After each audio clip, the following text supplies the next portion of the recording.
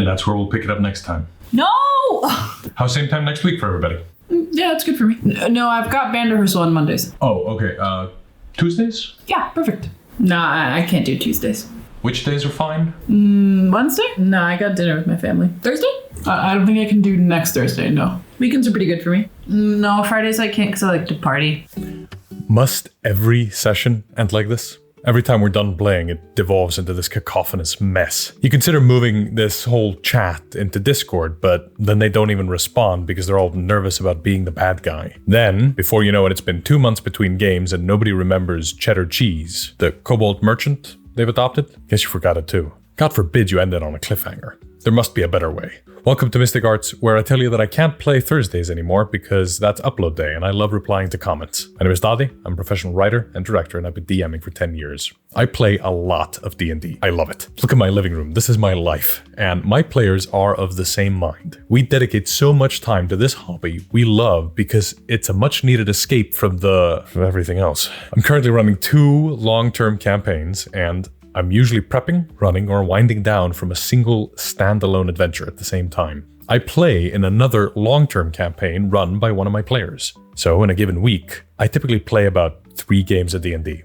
Sometimes it's 2, sometimes it's 4 or even 5. I live and breathe this hobby, but then people wonder how I manage. Well, I have a rigorous schedule. My Google Calendar runs my life. It's not that complicated, really. It's just a bit of work. And I do it using spreadsheets. At the end of every month, I send a message into each of my campaign's group chats on Discord. I tag the players and link to this Google Sheet spreadsheet. It may look a little daunting, but it's actually very simple. It's only got 3 features. 1, the dates along the top. 2, the player's name along the side. And 3, the response column in the middle. Each player finds their name and edits the response column to indicate their availability on each day in a given month. We assume games start at 6 p.m., so they'll mark each day as one of 4 options. If they're okay to show up, they can show up if need be, they can show up late, or they cannot attend games on that day. This list of players then is automatically sorted into a campaign breakdown sheet, which looks up each player and references them.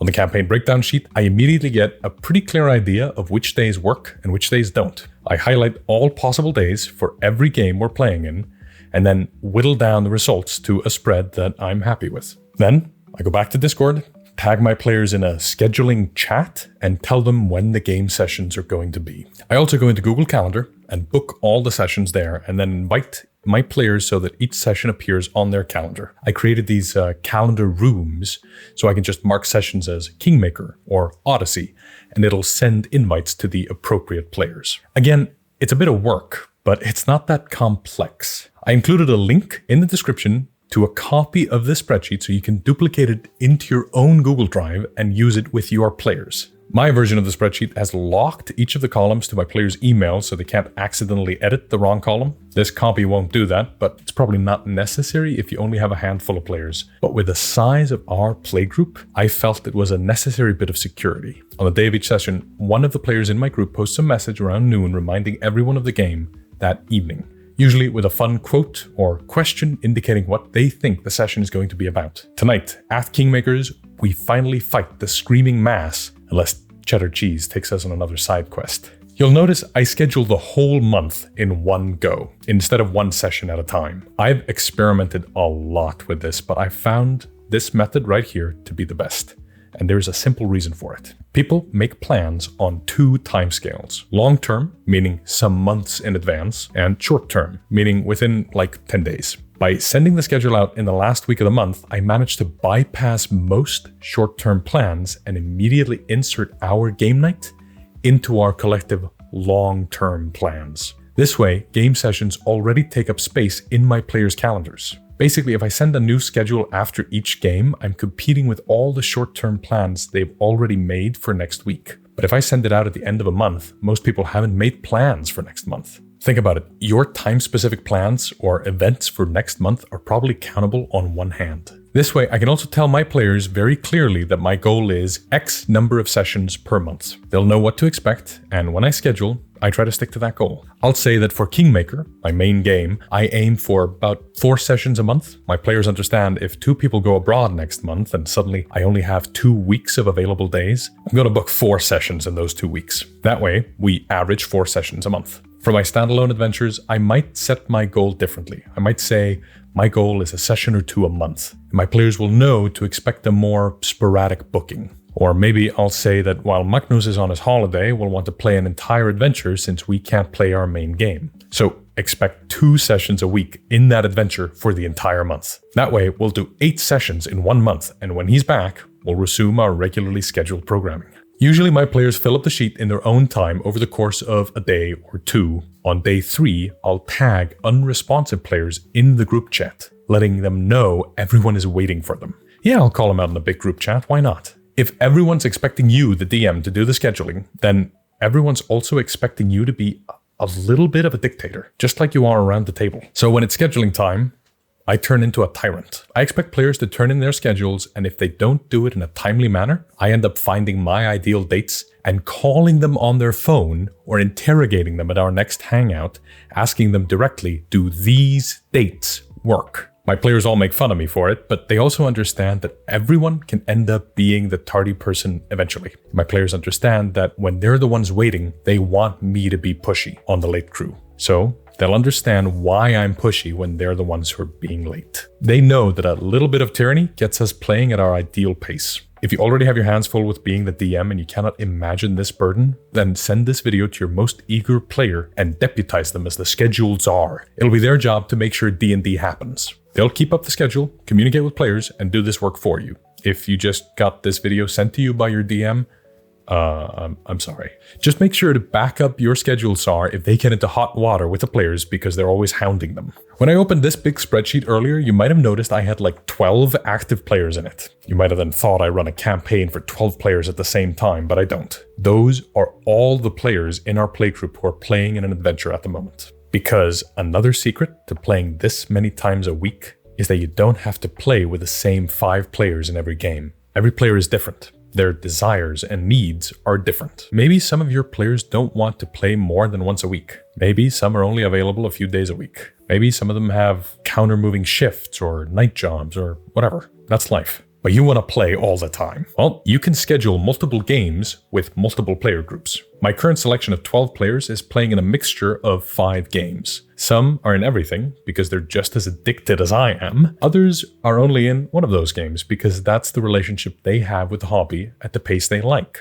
or the one they can reasonably schedule. Mix and match to serve your needs. And if you're scheduling all these games and running them, you're doing your group a huge service, and you can get away with structuring it in a way that works for you. And on a broader note, if you're being dictatorial about scheduling on time for the whole month and in advance, you owe your players the courtesy to be understanding when something comes up. If you get them on board with this kind of rigorous system, they're sort of promising that they're putting the game first. But if tragedy strikes, or medical emergencies, or life just happens, you should put their needs first and be accommodating and understanding, and most importantly, be kind. You can always cancel one game here and there, run a one-shot instead, or play a board game, or just have an impromptu hangout. The rest of you have already carved out the time, you might as well make use of it. Or if one of the players has the problem with an impossible schedule, you could try and find an in-universe excuse for them to miss sessions and tell them they're always welcome, but never expected. I've been scheduling games like this since 2019, and one thing it showed me very clearly is which players make time for the game. Which players are willing to prioritize the game to the same degree as the others. Some players will mark days as no, even if they could technically play, they just rather not. While others will mark events they really shouldn't miss as if. When you see that happen, it's up to you how to deal with it. I try to err on the side of your more dedicated players. I have had, and this is true, one player fill one of these out as no for the entire month because they didn't want to play on weekdays,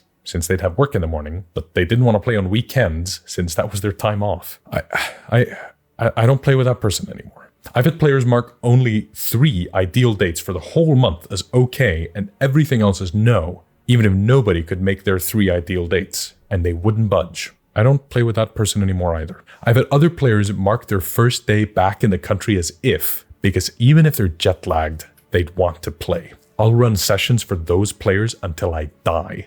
Hell, even while I'm dying or recovering from surgery or whatever, those are my people. I'll run for them. When I start a new campaign, I invite the players who are consistently available, and I don't bother chasing after the people I can never pin down more than once in a blue moon, or the people who never reply to scheduling posts. I have got enough on my plate that I only run for people who want to be there. And if you spend any time in artist spaces online, loads of folks will be telling people starting out to know their worth, as in not undercharge for their art. I think this is the DM equivalent. Know your worth. I'm not talking about money, I'm talking about attention. As I ran more and more games, I quickly decided that I don't run games for people who don't want to be there, or players that kind of want to be there, but maybe not. No, I run for people who appreciate the work I put in.